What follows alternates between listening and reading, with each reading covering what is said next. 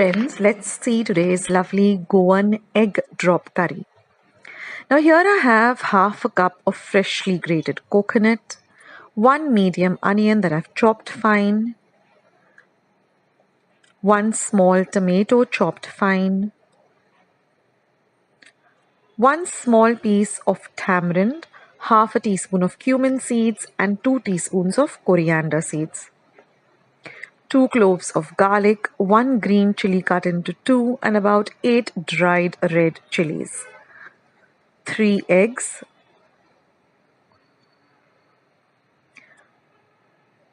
1 teaspoon of coriander leaves for garnishing, some salt to taste, 1/4 of a teaspoon of turmeric powder or haldi powder. Now first I'm going to add the coconut,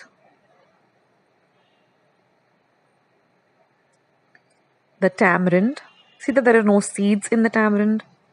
The cumin seeds as well as the coriander seeds, the 2 cloves of garlic and the dried red chilies.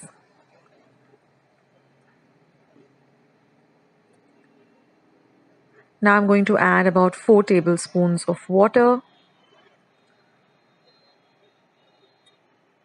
and we're going to grind this to a very fine paste. So your paste should look like this.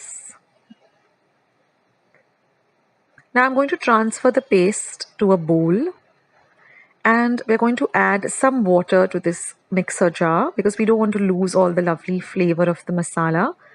And we're just going to rinse it and we're going to use this water for our curry.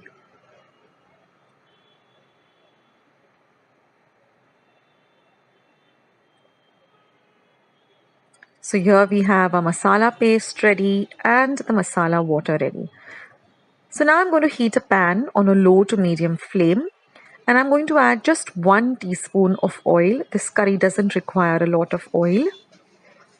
Once the oil is nice and hot, I'm going to add the onion and I'm going to let the onion really sizzle and we're going to saute it till it's nice and translucent.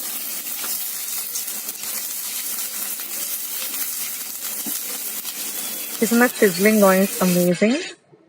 Now I'm going to add the green chili and we're going to fry it well.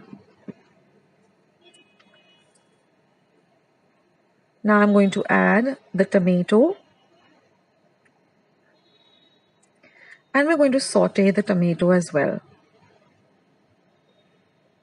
So this is our basic bagar before we add all the other ingredients. Now we're going to cover and cook till the tomatoes nicely soften for about a minute. And now you see that the tomatoes are nice and soft, so just smash them down with your spoon or your spatula.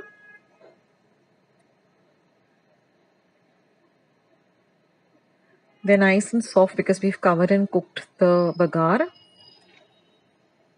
So just smash them down gently. Now I'm going to add the haldi powder or the turmeric powder.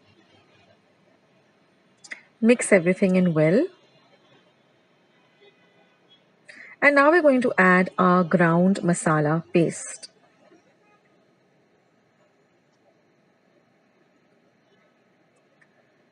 We're going to fry the masala really well.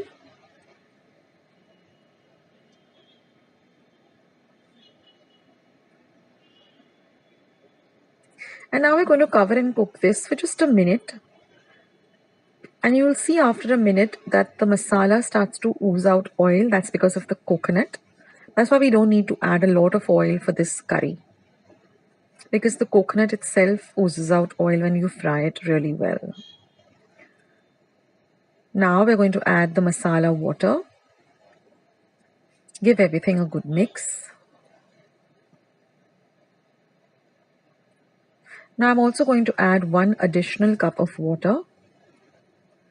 This curry is not a very runny curry. It is more of a thick curry. You'll see why. So now we're going to again cover and cook this on a low to medium heat for another 2 minutes because we want everything to come together really well.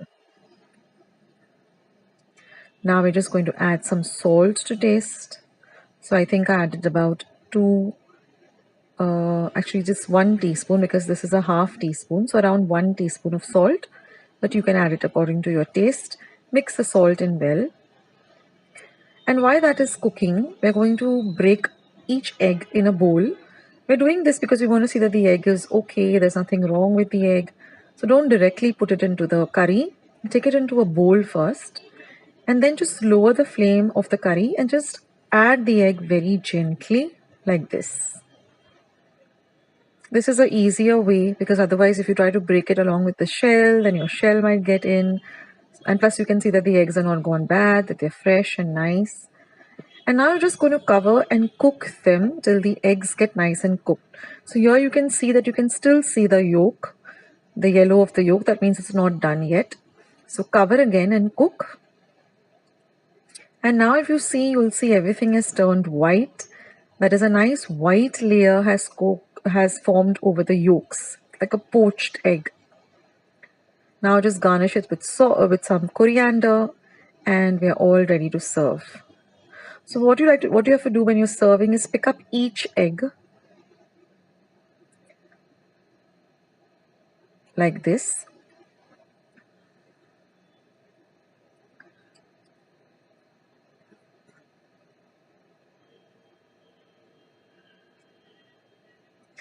And then also get some of the gravy.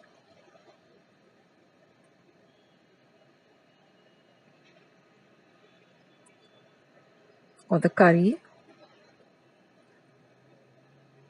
Like I said, it's a thick curry because you're going to put the eggs on top. If it was runny, then the eggs wouldn't be poached like this so well. So our Goan sorak recipe. Now here I'm taking an earthen pot, a typical Goan pot, but you can use a regular pan or a regular cooking vessel. Now I've added one medium-sized onion that I've sliced really fine, and I've added about 1 teaspoon of salt. And I'm going to mix this very, very well, and we're going to set it aside for 10 to 15 minutes. And then the onion, will leave out some moisture, as you will see. So let it sit for about 10 to 15 minutes. So you can see that the onion has left some moisture. Now let's see the other ingredients. Now here I have about 1 cup of water. This is just one lime-sized bowl of tamarind. I've soaked in half a cup of water for 15-20 minutes. These are 2 light green chilies that I've just slit in the center. Now these are the other ingredients. 1 cup of grated coconut. These are about 7 dried red chilies. 1 tablespoon of coriander seeds. 6 peppercorns. 6 cloves of garlic and about 1 inch of ginger. And about 1 teaspoon of cumin or jeera. Now all these ingredients that are in the plate, okay, I've just taken out the tips of the red chilies, and whatever is in the plate, that is all the coconut, etc. I'm going to grind this with that water to a very, very fine paste. Now all the ingredients along with their correct measurements and the method of preparing the sorak is in the description box below. So I'm going to add all of this to my mixer pot along with the water, and I'm going to grind it to a very, very, very fine paste. That is very important for the sorak. So after grinding it, the sorak should look like this, a very fine paste. Now I'm just going to add this paste to the onions and the salt mixture that is in the pot. Now this is the masala water, that is the water which we wash the mixer with, and I'm going to add the turmeric powder, 1/4 teaspoon of turmeric powder, and I'm going to mix this really, really well. Now this sorak recipe doesn't have even a drop of oil, so and yet it tastes so very delicious. Now I'm just squeezing out the tamarind juice. So I soaked this tamarind for about 15 to 20 minutes in regular room temperature water, and then we just have to squeeze out the pulp of the tamarind, and we're going to add this. So this adds a lovely tangy flavor to this sorak.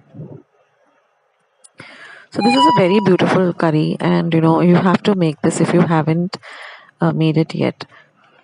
So I'm going to mix everything really, really well, and I'm going to add this masala water to it, and again give it a mix. And now we're just going to cook this on our gas top on a low to medium flame. We're going to simmer this for about 10 to 15 minutes. Let it cook really, really well.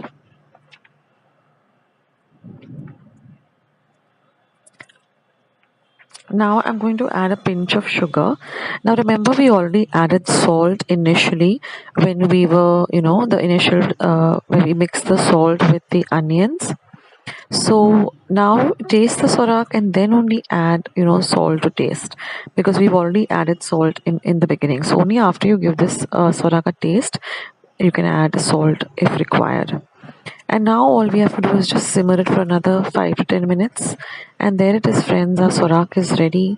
It goes so well with some rice, some fried fish, or some prawns, fried prawns. And the longer you keep it, it tastes even better. So I hope you like this lovely, simple Goan recipe, and I hope you give it a try. Thank you so much for watching. I'll catch you soon in my next video. Bye.